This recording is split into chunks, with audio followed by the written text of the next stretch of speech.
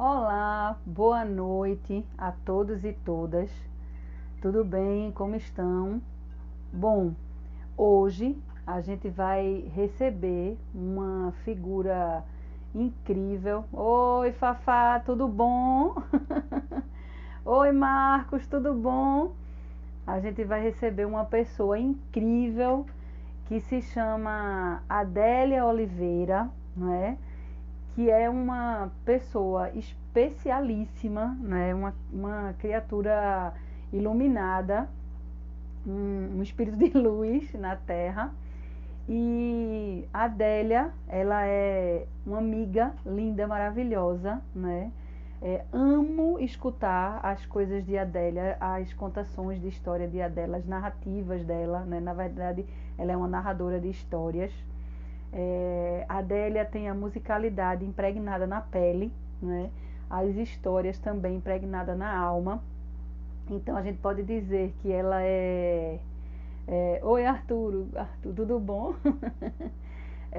Você pode dizer também, a gente pode dizer que ela é filha de Arlindo e de Del, né? E que ela foi uma criança muito, mas muito estimulada nas artes, né? E principalmente na escuta das histórias, né? E que fez algumas formações e pesquisas acadêmicas, lógico, porque a gente sempre também procura melhorar, né? E aí a Adélia, na sua caminhada, né? Olha, a Adélia já chegou. Ela fez pedagogia, artes visuais, cursos sobre imagens e palavras. E aí ela se encontrou enquanto adulta nas histórias, né? Na que ia transformar em profissão. Oi, Oi, lindona! Fabiana! Tudo bom, querida? Tudo bem? Eu tô nervosa aqui só, Relaxe! mas tá Vai tudo bem. Eu tô conversando com você, tá tudo bem.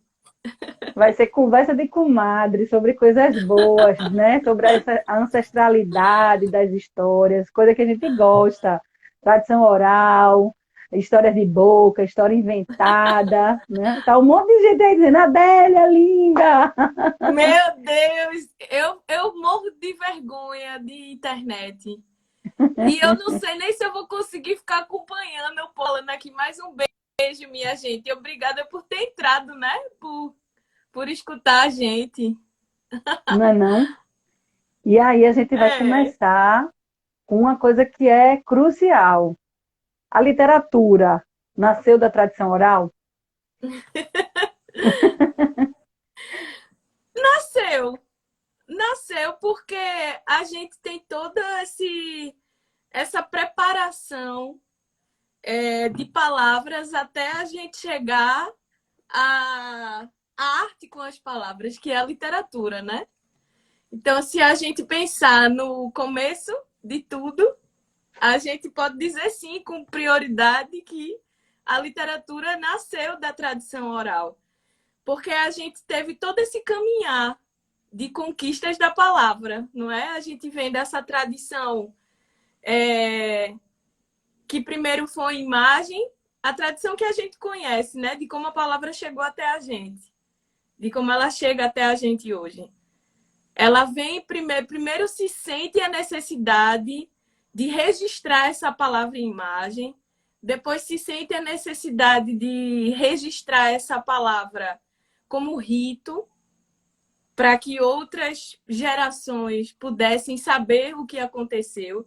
Mas antes disso, precisou de ter a sensibilidade para o som, para a criação das letras, para a criação da junção das palavras, para poder ter a palavra do jeito que a gente tem hoje, para poder chegar assim na literatura.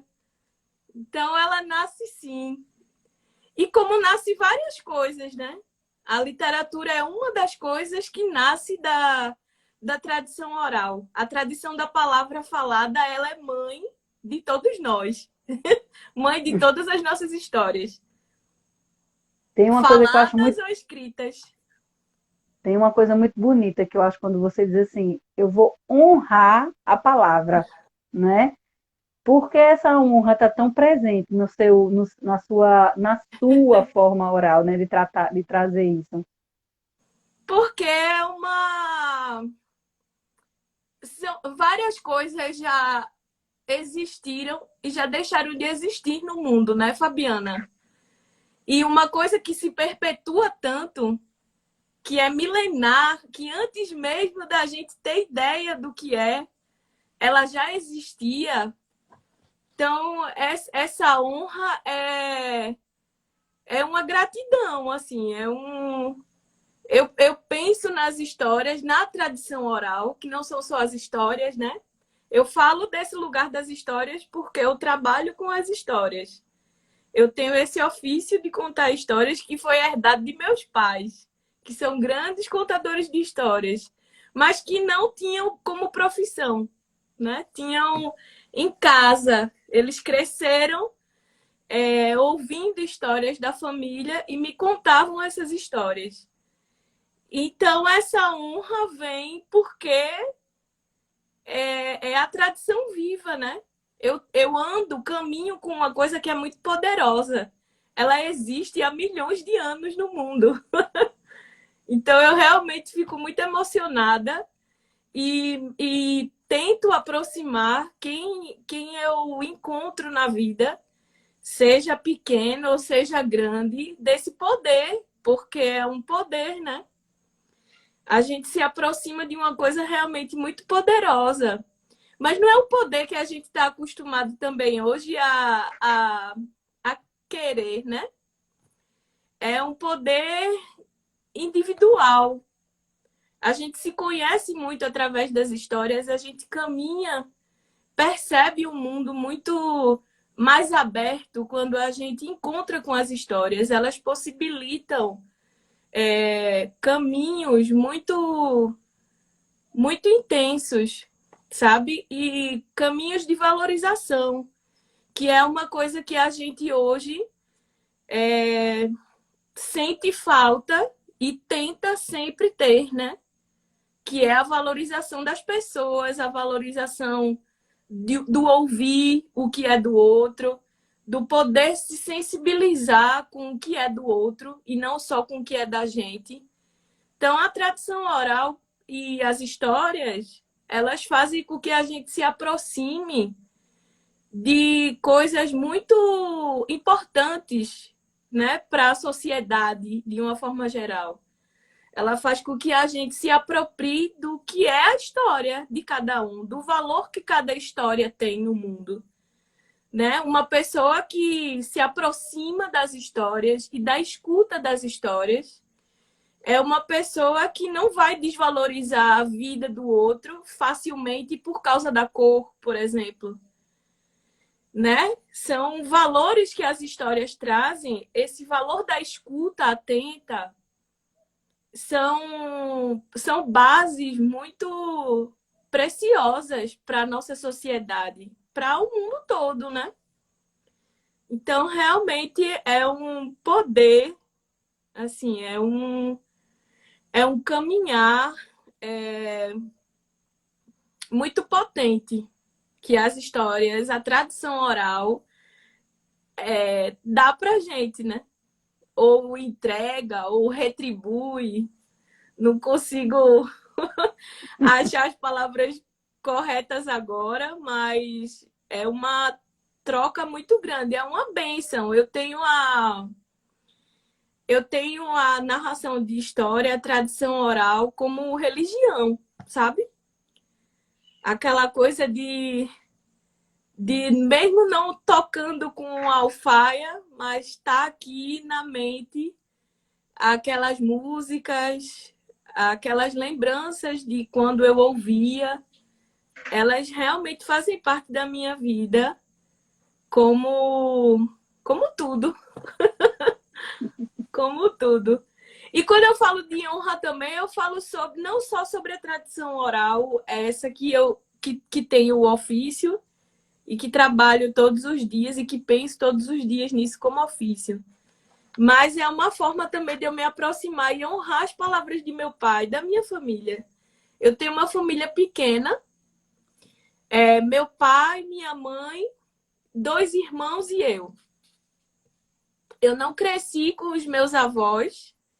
Meu pai é marinheiro, entrou na marinha por causa do sonho de meu avô. E a gente foi morar muito distante das nossas famílias, né? Das nossas raízes.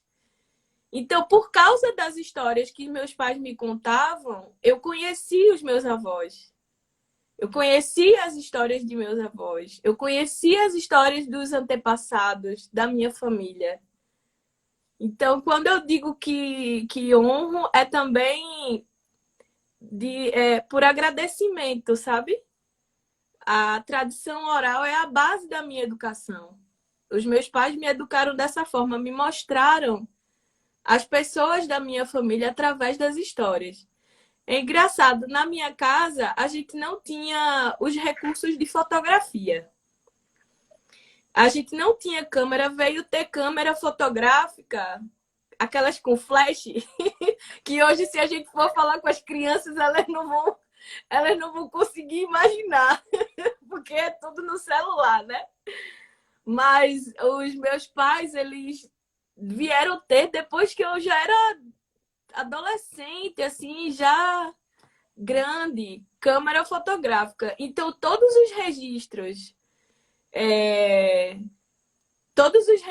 das pessoas da minha família foram imaginados. Eu imaginei o meu avô, é tão engraçado e isso é tão forte que quando eu conheço os parentes, eu fico na minha cabeça dizendo, mas não é ele não. Não é esse fulano. Tem certeza que esse aqui é meu tio? Tem certeza que essa era minha avó? Porque eu imaginava tanto, era tão concreto, sabe? A imagem deles para mim, através da palavra de meus pais, que eu sentia dificuldade de entender a realidade, de aceitar a realidade. Entendi. Me diz uma coisa, de que maneira essa tradição oral, né, que você já disse que fez uma parte tão grande da sua vida, né, tão forte, tão essencial na sua vida, né, que você disse que seus pais educaram você, né, pela tradição oral.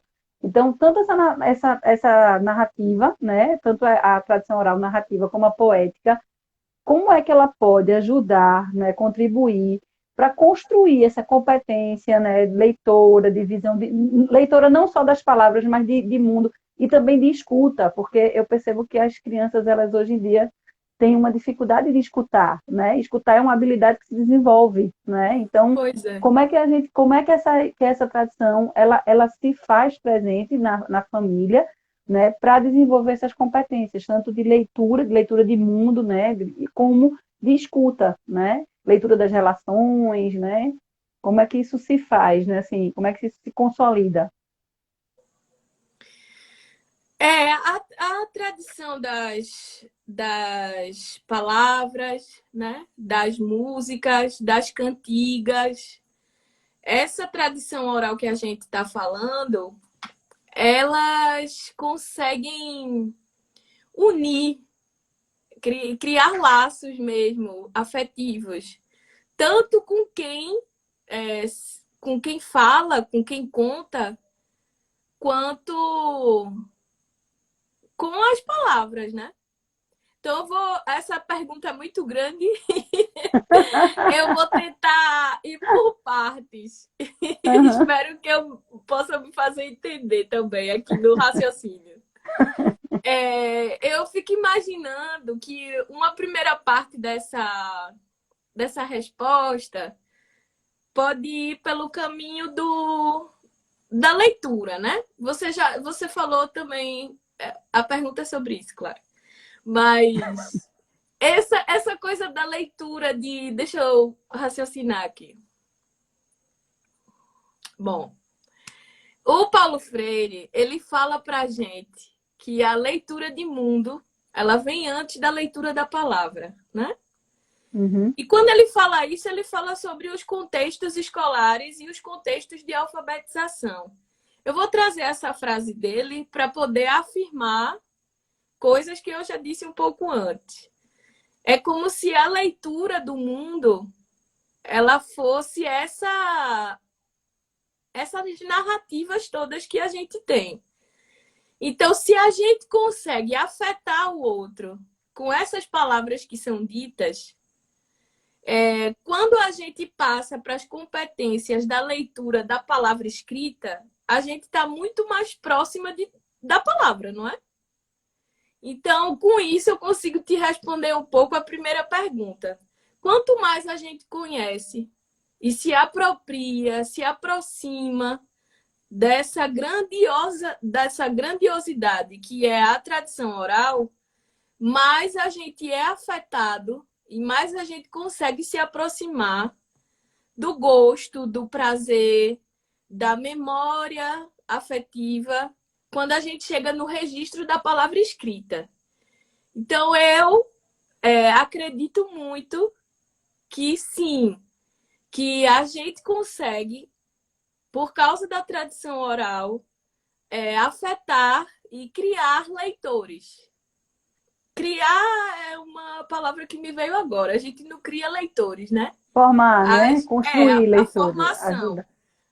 Aí vem uma outra parte que você falou sobre competências. A gente se acha competente para alguma coisa quando a gente entende que tem habilidade suficiente para aquilo, né? Então, aí essa ideia colabora com a primeira, que é quanto mais a gente se aproxima das palavras, quanto mais próximo a gente está, quanto mais familiarizado a gente está, mais a gente vai perceber habilidades, né, domínio para a palavra escrita. Tem um pouco dessa ideia também quando a gente está falando sobre a formação de leitores, a mediação de leitura, né? Essa ponte, esse canal, esse vínculo que a gente tenta construir para que as pessoas se aproximem do objeto livro e da leitura, né? A leitura hoje, a leitura das palavras, ela toma hoje uma grande parte da nossa vida, né? E toma uma importância muito grande. Hoje a gente se afastou se afastou um tanto, hoje a gente está voltando, tem mais aproximação. Pelo menos eu tento ter, não sei se todo mundo tenta. Mas das curandeiras, por exemplo, hoje a gente precisa ler a bula do remédio para saber se ele vai ativar, vai ser bom para aquilo que a gente está sentindo. Antigamente a gente não tinha, a gente tinha a palavra da curandeira e a gente precisava confiar nela, nos saberes dela, para que aquilo fosse cura, né? Para que fosse curado. Então, as palavras lidas hoje, elas têm um poder muito grande, né, na nossa vida. Elas tomam um tempo muito grande na nossa vida. A gente precisa da leitura das palavras para poder saber qual ônibus, para saber sobre mapas, para saber sobre outras línguas, para saber sobre um monte de coisa. Então, quando a gente consegue unir ou mesmo se aproximar dessas duas grandes forças, eu acho que a gente, sim, consegue entender que essa capacidade da leitura, ela é Potencializada. Ela é potencializada, exatamente. Você falou um pouquinho antes sobre o desenvolvimento do seu imaginário em relação às pessoas que você não conhecia, que seus pais construíram, né, em cima da palavra, né, que você escutou e que você imaginou essas pessoas, concretizava elas, né? Então, como é essa relação, né, da tradição, né, oral para esse desenvolvimento do imaginário, né? Porque assim, e depois, né? Você disse assim, poxa, eu até desconfiava, né? Se era realmente aquela pessoa, né? E aí, e como é que isso, porque a gente vê que no seu trabalho, né, você liga muito, faz essa relação muito próxima da imagem e da palavra, né? Tá muito forte. Então, como é que isso Sim. se estabeleceu, né? Naquilo que você faz? Sim, essa ligação que eu tenho com as imagens e com as palavras vem desse meu caminhar, mas foi um despertar, assim. Eu consegui, eu fiz como você falou um pouquinho antes, eu estava chegando enquanto você estava apresentando. Eu consegui chegar a algumas ideias que estou trazendo hoje aqui também, porque eu consegui estudar as imagens. Antes eu tinha a vivência das palavras, foram coisas separadas que depois se fundiram.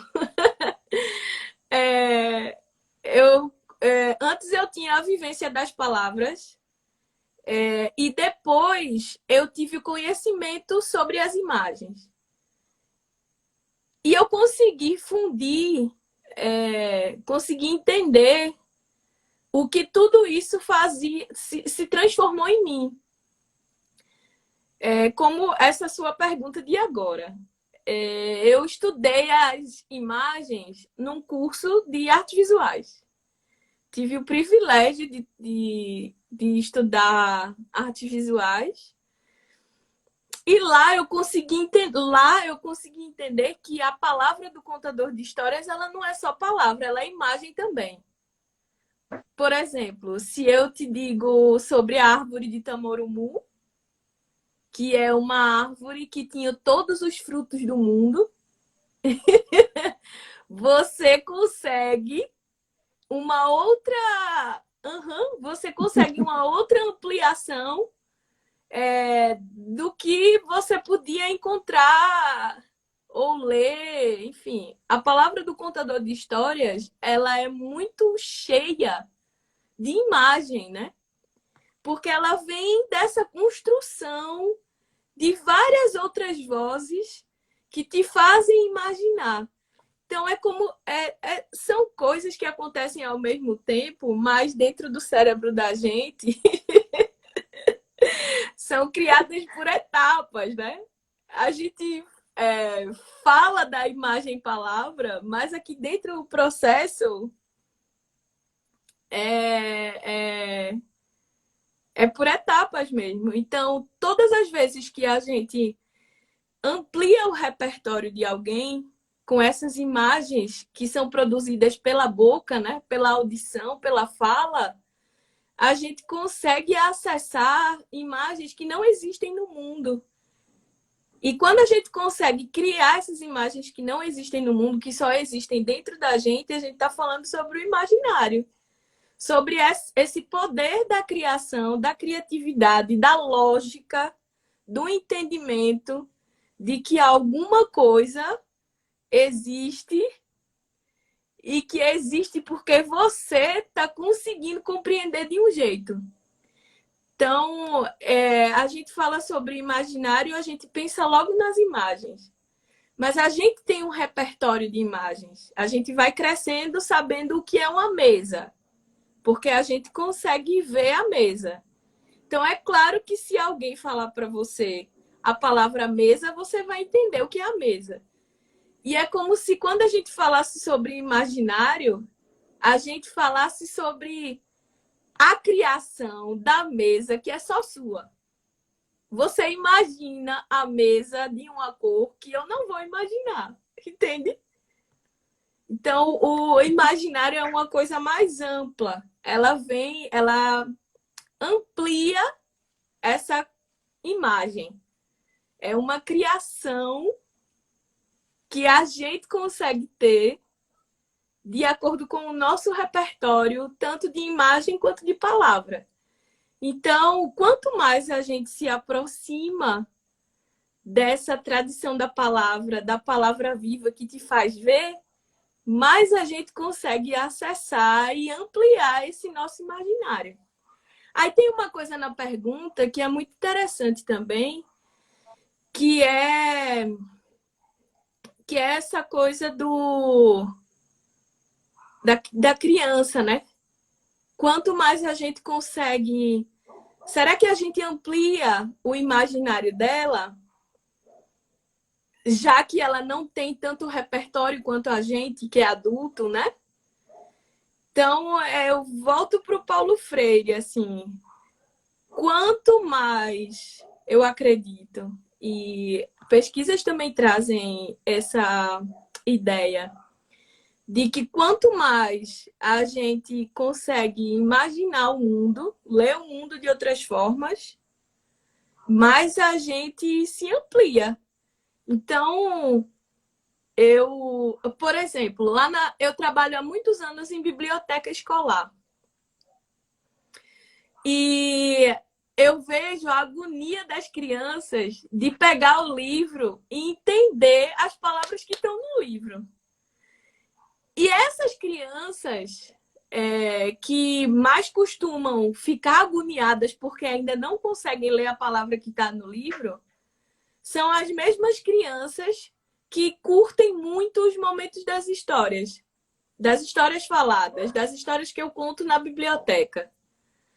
Então, eu não consigo desassociar uma coisa da outra. Porque todas as propostas de vida que eu tive, elas não conseguiram desassociar. Nem a minha, nem a que eu vejo nos pequenos leitores que eu encontro. Pequenos leitores de mundo e pequenos leitores de palavra. E é uma coisa tão linda quando eles conseguem também brincar, criar outros elementos com essas palavras que ainda não são lidas, né? Eles leem de outras formas, mas não conseguem ainda a decodificação da palavra escrita. Então, eles conseguem... É aquela coisa... Uma vez eu vi um meme, e eu acho que todo mundo viu também, porque é um meme que é comum, que é você tá juntando as palavras, SA, não sei o quê, aí você, como se fosse ler, diz uma coisa totalmente o contrário. Por exemplo, SAPATO, bota, sabe? Então, essa coisa, assim, a gente se aproxima desse imaginário, desses brinquedos, dessa vontade de conhecer a palavra escrita, né? Quando a gente também tem essa possibilidade da brincadeira anterior, dessa brincadeira com as palavras, que pode ser em música, que pode ser em trava-língua, que pode ser num causo. Então, eu percebo muito a apropriação imagética, a criação imagética como fruto desse encontro com a tradição oral. Então, assim, você até responde um pouco aquela pergunta, né, sobre a tradição oral, as histórias de boca, as histórias inventadas, de que maneira elas contribuem para o desenvolvimento, né, do multiletramento dessas crianças, dos jovens, que é exatamente Sim. essa ampliação, né, do olhar, da sensibilidade, de como é que essas palavras estão sendo percebidas, né, estão entrando na sua pele, estão fazendo parte de você, né? E Tem uma aí, história, Fabiana. Ah, você ia falar, não, vá, desculpa. não vá. Não, eu lembrei de uma história. Lembrei de uma história, eu vou contar para vocês. Essa história fala sobre um rei que era muito conhecedor das coisas do mundo. Ele estudou com os melhores professores, os melhores filósofos. Ele viajou para muitos lugares do mundo. Então, ele conheceu coisas antes da cidade dele conhecer, do país dele conhecer. E ele cresceu com essa sabedoria, né? E se achando muito inteligente, porque de fato era. Ele tinha esse conhecimento. E tinha uma criança que cresceu com os avós na mesma cidade, que todo mundo ia lá na casa dos avós para falar alguma coisa ou para questionar alguma coisa, para poder ter respostas, né, da vida. E esse menino foi crescendo e o povo foi indo na casa dele. Ele se transformou num homem e todo mundo reconhecia ele como um grande sábio. Aí, um dia, o rei, já mais velho, incomodado com aquela situação de não ser o mais sábio da cidade, mandou chamar esse rapaz, que já era adulto, e fez uma pergunta. Se ele respondesse, é porque ele realmente era o mais inteligente, o mais sábio que o rei. Aí, na frente do reinado, tinha um morro muito alto, uma montanha. Aí o rei olhou para a montanha na hora, porque nem o rei sabia o que ia perguntar, porque ele estava morrendo de medo de perguntar alguma coisa e o rapaz acertar, né? E na frente de todo mundo, ele, enfim, ser revelado como o menos inteligente. E aí ele olhou para a montanha que estava na frente do castelo e perguntou: quantos cestos você diz que eu preciso para poder cobrir esse morro, essa montanha? Aí o rapaz olhou para o rei, olhou para a montanha e disse assim: olha, se o senhor tiver um que seja do tamanho dele todinho, só vai precisar de um mesmo.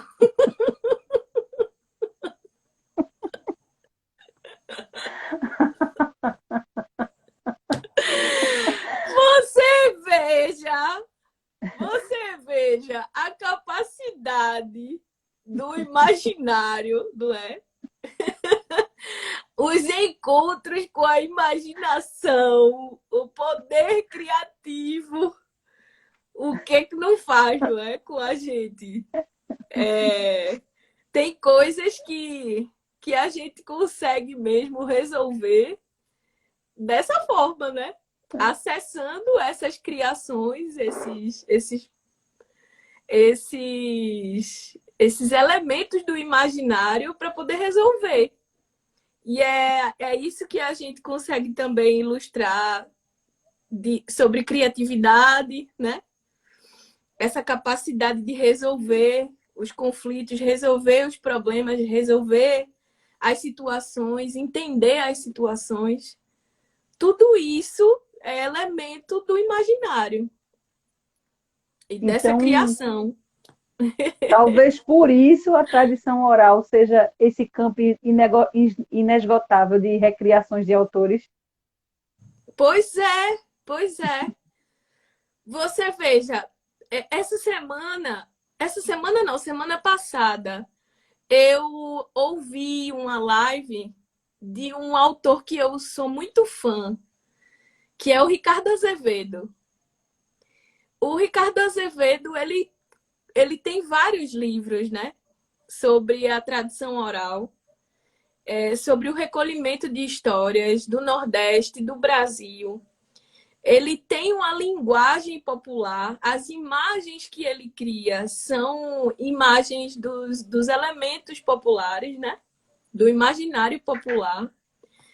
E as histórias, a forma com que ele conta, tem umas pitadas de humor que lembram muito meu pai, e eu me aproximo muito do Ricardo Azevedo por causa disso.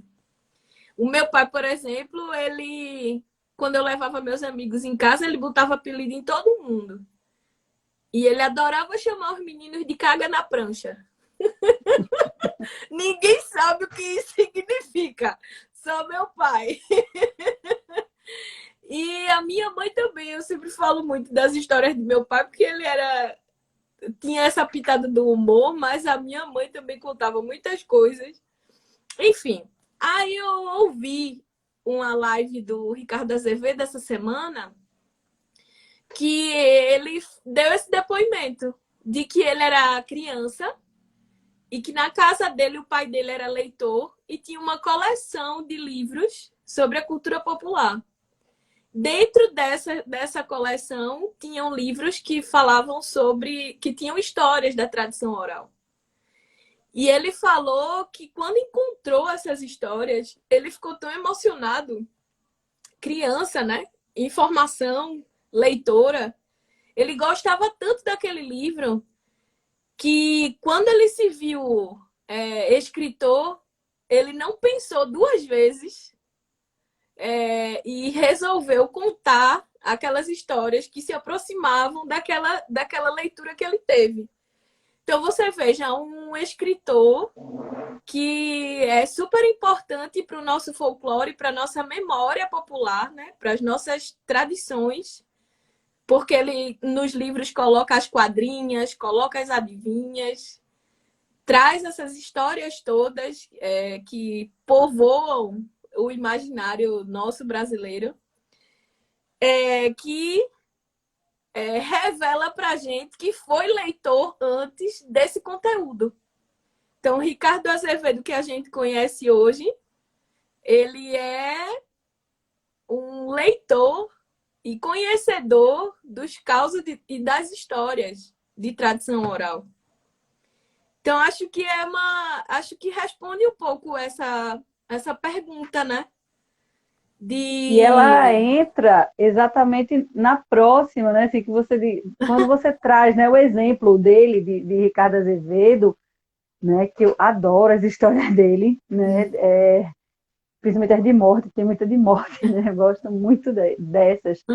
E aí você percebe o quanto ele bebeu nessa fonte, né, na infância, para se tornar quem é hoje, né? Sim. E aí é quando a gente traz o que é que essas crianças, o que é que as crianças herdam, né, daquilo que elas escutam na infância, né? Então E isso eu vou vá. trazer então outra pessoa que tem como resposta, porque essas histórias de pessoas são respostas, né? São complementos do que a gente tem para dizer. A Lenice Gomes, que é uma outra grande preciosidade para o nosso imaginário popular, para essa construção de narrativa tradicional popular.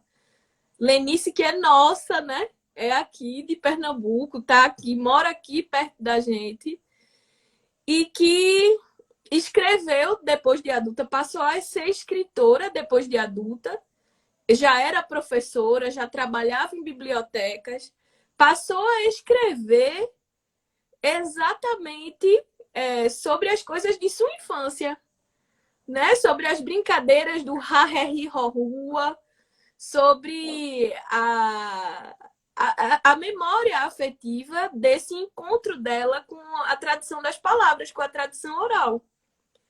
Então, a tradição já é a palavra, né? Já significa mesmo a palavra. Essa perpetuação, essa coisa que não se acaba. Nem se acaba no mundo, porque sempre vai ter alguém movido por ela para poder continuar. E nem se acaba na gente. Não é só na infância que a gente se dedica a esse tipo de escuta ou de leitura. A gente, quando encontra a tradição oral, a gente carrega ela para a vida toda. Por isso que ela se chama tradição, né? Por isso que a gente chama de tradição. Ainda tem essa palavra para designar isso tudo que a gente está falando. E essa é a tradição. Quanto mais a gente se aproxima menor, mais a gente dissemina também a vida toda, né? Porque a criança canta não só junto com você, ali na praça, enquanto você está cantando. Ela canta em casa, ela canta na escola, ela canta em todo canto. E ela canta para ela Tomando um canto banho, de niná. Hã? tomando banho, né? Tomando banho, exato. Então, essa é a herança, né?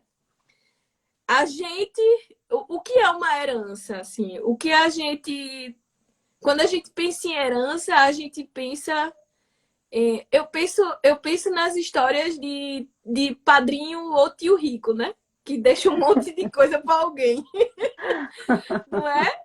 Quando eu penso em herança, me vem o tio Patinhas, me vem, enfim, me vem esse tipo de, de memória. Mas a gente está falando de um outro tipo de herança, né? Que é a herança da construção humana. A gente é feito disso. Somos feitos de história. Somos feitos da história do outro. Somos feitos da nossa história. Por isso que é tão importante, Fabiana, a gente. Vou abrir esse espaço aqui agora. A gente pensar nessa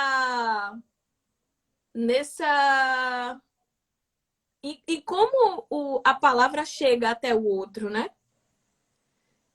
É como se tá passando um monte de coisa aqui na minha cabeça. Eu tô lembrando do filme da Beyoncé, de um monte de coisa sobre herança. Herança cultural, né? Herança, enfim, uma herança que não é palpável e que é democrática, porque ela alcança é, a, ela alcança todos, né? De criança a velho e de favela ao lugar mais rico. Então, é uma herança do mundo, assim. As histórias são a herança do mundo. E quanto mais a gente conhece sobre a nossa história, do nosso povo, da nossa cultura, e quanto mais a gente também pensa em conhecer as histórias do mundo, as mitologias, os símbolos, os significados, quanto mais a gente se aproxima desse universo, mais plural e presente a gente se sente no mundo. Tem uma frase no filme agora da Beyoncé que é muito lindo, minha gente. É muito lindo, Fabiana. Se puder assistir, é realmente muito bonito. Não é só porque é uma artista pop, ela conseguiu fazer um filme que fala sobre todos nós, que fala sobre isso que a gente está falando agora, né? Que tem uma amplitude para as pessoas pretas, para as pessoas negras, que, que faz um caminhar sobre o conhecer as histórias negras, né? Então é um filme muito bonito para esse tempo que a gente está vivendo agora. É um filme muito bonito de assistir. Bom, aí tem uma frase que ela diz no filme que me marcou muito, que ela diz assim: quando você passa muito tempo sem pensar, sem conseguir se conectar com o todo do mundo, você às vezes acha que nem existe. Então, quando você consegue se conectar com esse todo, é que você consegue criar possibilidades de importância para o que você faz no mundo, sabe? E a tradição oral, a tradição das histórias, a tradição das cantigas, isso tudo que a gente está falando tem poder por isso, porque faz com que a gente se conecte com o todo. Tem histórias que a gente ouve aqui que pessoas lá na Polônia também escutam. Claro que com as considerações da cultura deles, mas, por exemplo, a Chapeuzinho Vermelho é hoje uma história universal. Todos conhecemos essa história. Tem personagens nas mitologias que se aproximam de outras mitologias. Tem muito no grego que se aproxima da mitologia africana em relação ao poder da natureza, em relação a tantas outras coisas. Então, quanto mais a gente se aproxima, eu acredito que quanto mais a gente conhece essas histórias, menos preconceito a gente tem, inclusive, sabe? Com as coisas que a gente encontra na vida. Se a gente conhece as histórias, a gente vai encontrar, por exemplo, famílias, pessoas de mesmo sexo que têm famílias, que geram famílias, crianças que são feitas de costelas. A gente vai conhecer, sabe? A gente vai conhecendo tantas coisas que são diferentes para a gente entender que quando a gente está no real com coisas diferentes, aquilo nem parece tão diferente, porque a gente já conheceu coisa diferente, entende? Então, a gente vai ampliando o repertório, que não é só um repertório de fala e de conhecimento, é um repertório de vida, é um repertório de como você se conduz, como você se apresenta socialmente. Quais são as coisas que te quais são as coisas que te assustam, quais são as coisas que te aproximam. Então, e aí também eu vou abrir esse espaço aqui para falar sobre o quanto também é cultural e político a gente se afastar dessas tradições, né? Quanto menos a gente conhece as nossas histórias, mais fácil a gente tem, mais fácil a gente é conduzido a se mover por histórias que não são nossas. Então, quando a gente não tem uma política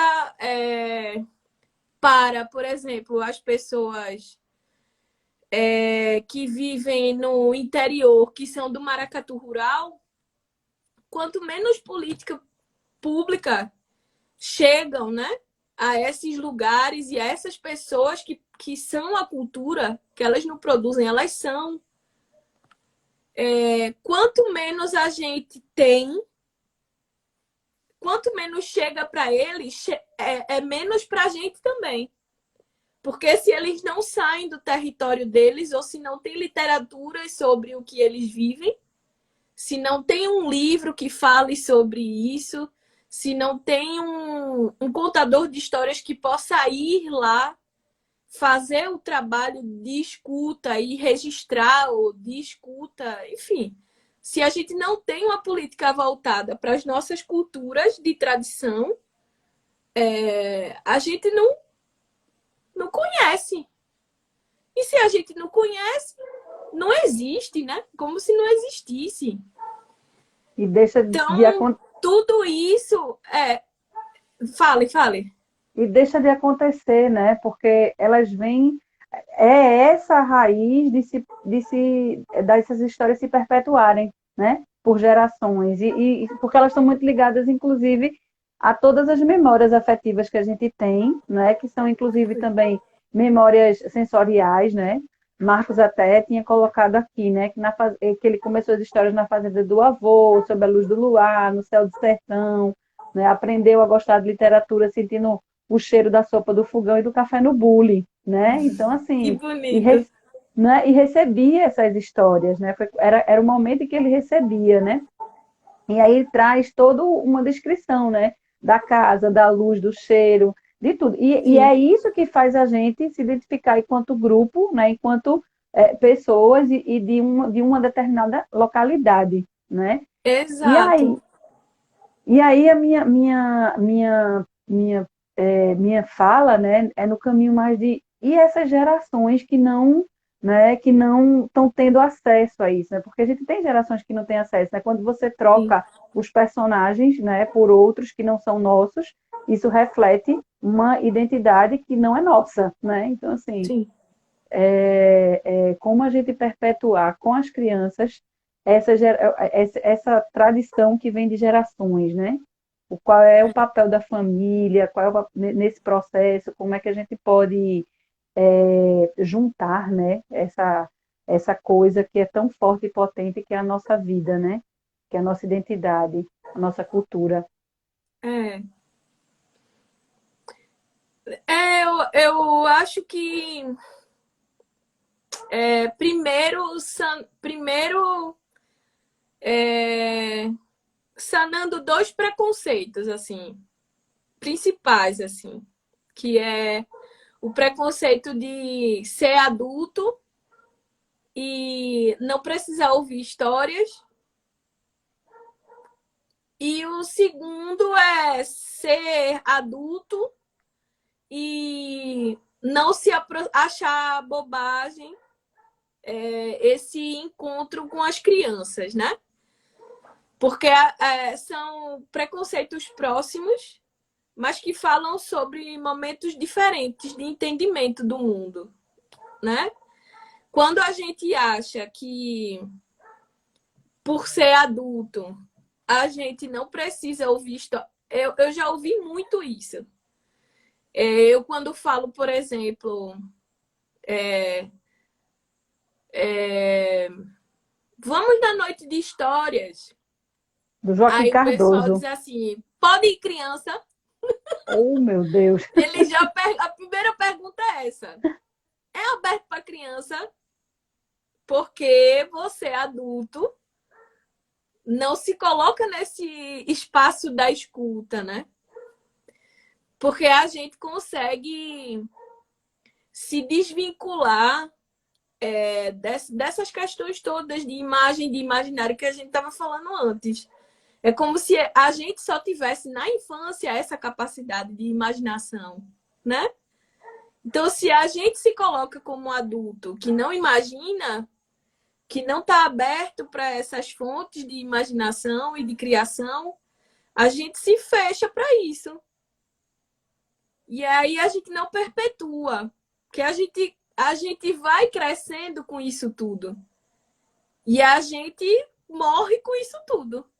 Se a gente não coloca para fora, isso morre junto com a gente, né? Então, acho que se a gente se aproxima, ou se a gente se aproxima não, se a gente tenta quebrar com esse preconceito nosso de que história é coisa para criança, a gente já resolve um montão de problema, um montão de questão, Sem dúvida. não é? É.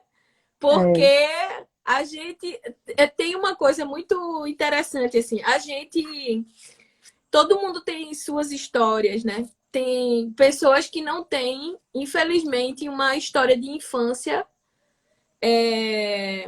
com coisas positivas, né? Não tem memórias positivas sobre a infância. E isso é uma questão. Que é diferente dessa que eu estou falando agora. Que é a de você, tendo ou não tendo memórias positivas sobre a infância, você achar que estagna em algum momento de sua vida alguma etapa, né? A etapa da criação e da imaginação é coisa de criança. Então,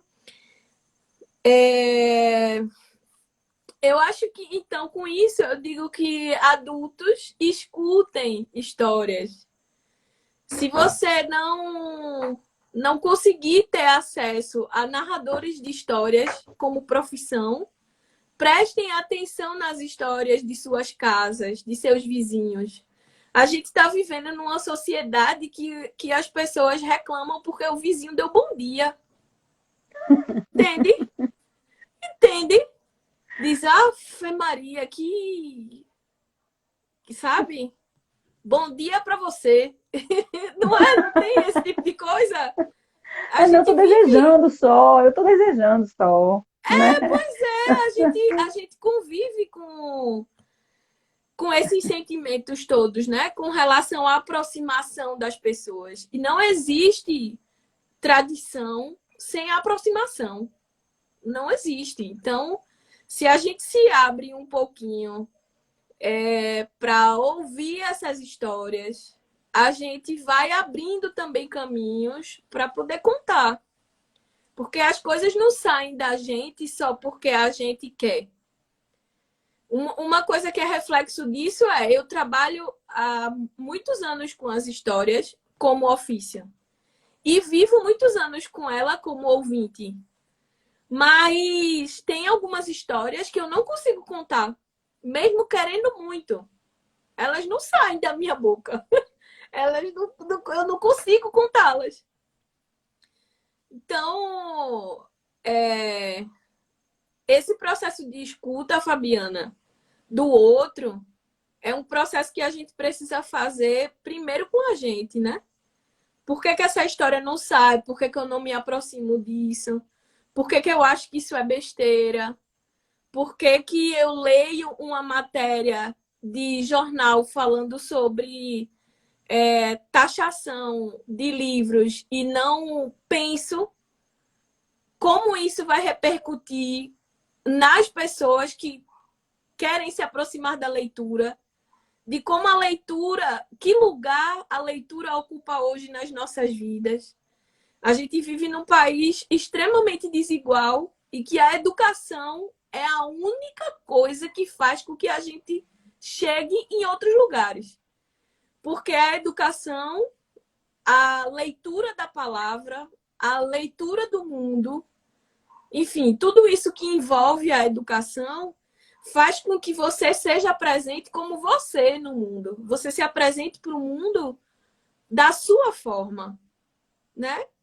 E quando a gente não tem esse acesso, quando a gente não consegue ter educação, não consegue acessar a educação, saber, a gente fica afastado de muita coisa, né?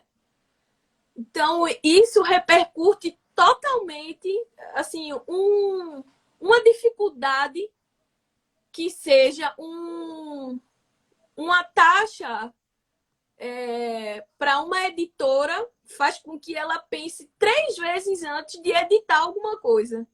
E essa edição vai para onde? Vai para as prefeituras ou vai para as livrarias.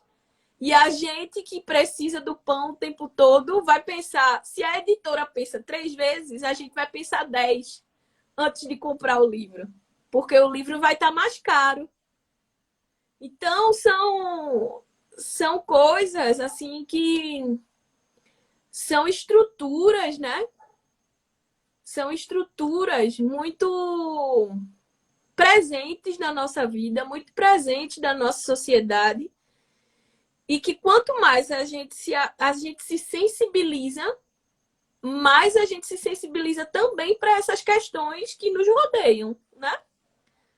Não tem como você imaginar um leitor de histórias que não se sensibilize com essa taxação, né? Com esse imposto.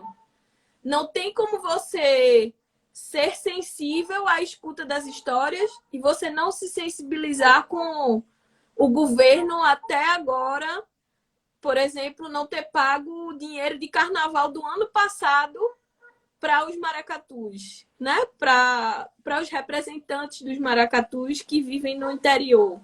Ou os nossos artistas aqui populares da capital, de Recife. Então, quando a gente consegue... Quando a gente consegue se aproximar e se sensibilizar, se aproximar desse afetivo, né, que sensibiliza, a gente abre portas para a sensibilidade no geral, assim, eu acho. Sabe? Eu acredito muito nisso. Não que a gente vá... Não que a tradição oral seja a cura de todos os males sociais e, enfim, segregações. Não, não é isso. Não estou colocando na tradição oral ou no que eu faço o único benefício ou a única coisa que possa fazer com que a gente viva diferente. Não é isso. Mas também é isso. Adélia, foi incrível. Foi incrível conversar com você mais uma vez, como sempre. Muito obrigada, de verdade, por estar aqui, viu? Ô, Fabiana, muito obrigada. Obrigada demais por me ouvir. Minha gente, eu não sei nem quem está aí, mas obrigada por ter ficado. por ter chegado. Beijo, Muito querida. obrigada.